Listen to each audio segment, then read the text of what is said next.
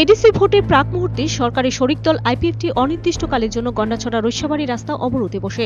মূলত রাস্তা সংস্কার এবং রৈশাবাড়ী এলাকায় একটি খাদ্য গুদাম চালু করার দাবিতে ওই দিন রৈশাবাড়ীতে আইপিএফটি দলের কর্মী সমর্থকরা গন্ডাছড়া রৈশাবাড়ী রাস্তার দিনরাম পাড়া চৌমুহনী এলাকায় অনির্দিষ্টকালের জন্য পথ অবরোধে বসে।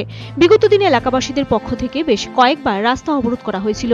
তখন আধিকারিকদের কাছ থেকে বারবার প্রতিশ্রুতির কথা শুনে এলাকাবাসীরা রাস্তা অবরোধ তুলে দিত, তবে কাজের কাজ কিছুই হতো না।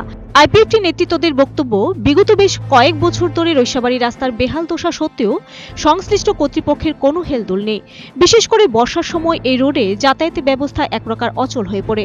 তখন রেশন সামগ্রী সরবরাহ গোটা রৈশাবাড়ীতে স্তব্ধ হয়ে পড়ে। এই অবস্থা বছরের পর বছর ধরে চলছে। এরপরও সমস্যার কোনো সমাধান হচ্ছে না। তাই মঙ্গলবার থেকে শুরু হয় তাদের অনির্দিষ্টকালের রাস্তা অবরোধ। আইপিএফটি দলের নেতৃত্বরা জানান, যতক্ষণ না পর্যন্ত ধলাই জেলার জেলা শাসকের উপস্থিতিতে কাজ শুরু না হবে ততদিন পর্যন্ত তাদের অনির্দিষ্টকালের অবরোধ চলবে।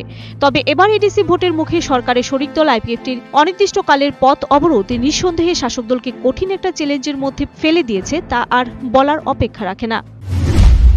গন্ডাছড়া রৈশাবাড়ী রুট ন যে जों अबरোধ खालामनानै अनिर्दिष्टकालीन ब डिएम एसडिएम फाइगि कावग्रय थांफाइगो आफ्रो खायनाय उमासे खायनाय डिसेम्बर खालायनाय नभेम्बर खालायनाय अक्ट'बर खालायनाय होनै शुधु फाका सिमिसि रय थांगो हांखे बनि बादैबो तैबो जोंनि जे रैशाबाड़ी गुदाम माइरं लामा हाया बागै सफैया तागनि जे नभेम्बर मासो 2-3 तारिखआव मानि कक 2-3 तारिखआव माइया 10-12 तारिख Video report, Search India TNN।